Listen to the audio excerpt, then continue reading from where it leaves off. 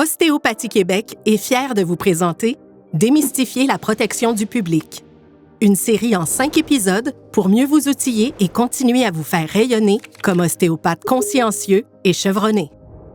Épisode 1. Objectifs et origine de la protection du public. Bonjour et bienvenue au premier de 5 épisodes. Débutons avec une question en apparence bien simple, mais qui comporte plusieurs éléments à considérer.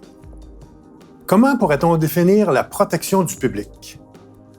On pourrait dire que la protection du public réfère à la nécessité établie par l'État d'encadrer des activités professionnelles lorsque ces activités présentent un risque pour la santé et la sécurité d'une personne.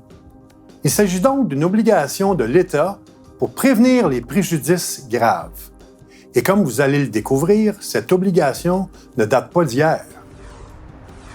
La volonté de protéger les plus vulnérables devant ceux qui ont l'avantage d'un savoir spécialisé est un concept qui a fait du chemin. Petit retour dans le temps.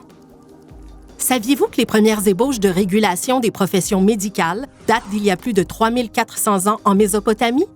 C'est la société grecque antique qui va définir les bases des codes de déontologie des professionnels soignants d'aujourd'hui. Qui n'a pas déjà entendu parler d'Hippocrate? Au 4e siècle avant Jésus-Christ, ce médecin grec et philosophe énonce déjà certains principes éthiques connus sous le célèbre serment d'Hippocrate. Ces principes s'appliquent toujours à la conduite souhaitée de la part d'un professionnel au 21e siècle. Les 4 principes fondamentaux d'Hippocrate sont la loyauté entre collègues, le désintéressement et la bienveillance envers le patient et ses proches, le respect des normes généralement reconnues par les praticiens avec intégrité et indépendance, la notion de confidentialité. Maintenant, faisons un grand saut au 18e siècle au Royaume-Uni. C'est là qu'apparaissent les premiers codes de déontologie moderne visant les médecins. Au Canada, c'est la conquête, et la majorité des médecins français retournent en France après la défaite des troupes. On remarque donc une hausse du charlatanisme.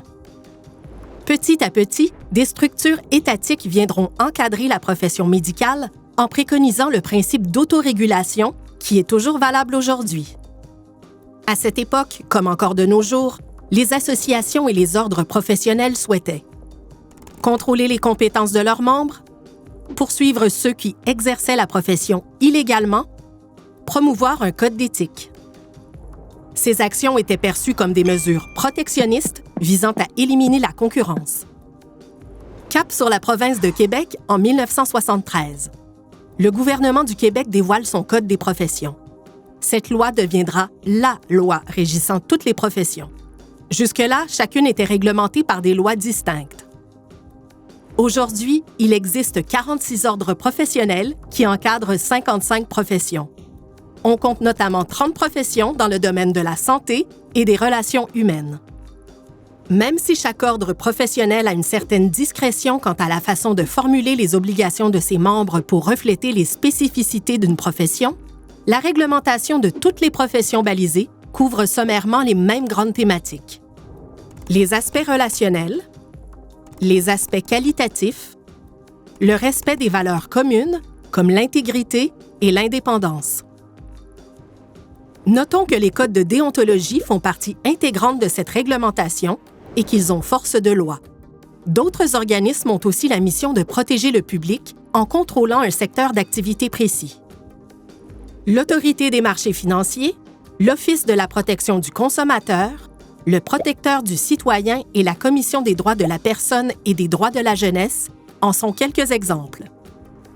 Bientôt, souhaitons-le, l'ostéopathie sera reconnue comme une profession à part entière, grâce aux efforts soutenus de votre association. Une étape tant attendue qui laissera sa marque dans l'histoire de l'ostéopathie et des soins de santé au Québec. Intéressant comme page d'histoire, n'est-ce pas? Vous avez pu le constater, la protection du public a évolué et continue d'évoluer depuis des siècles.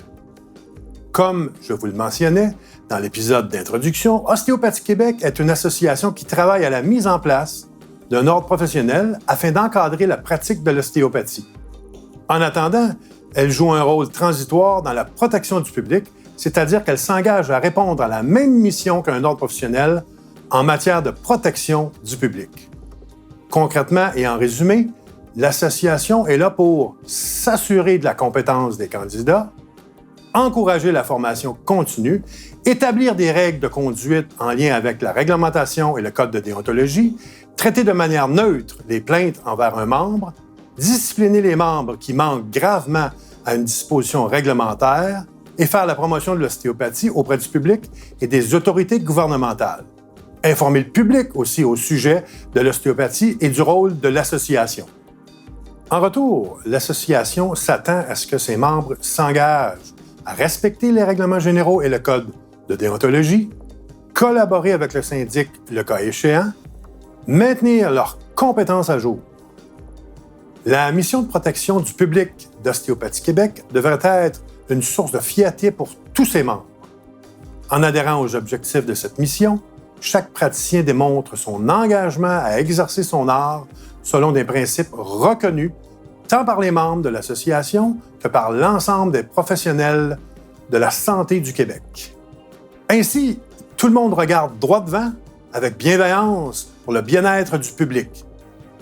Rendez-vous au prochain épisode pour aborder la thématique « Le devoir d'agir avec dignité ». Ostéopathie Québec est fière de vous avoir présenté le premier épisode de Démystifier la protection du public, une série pour mieux vous outiller et continuer à vous faire rayonner comme ostéopathe consciencieux et chevronné.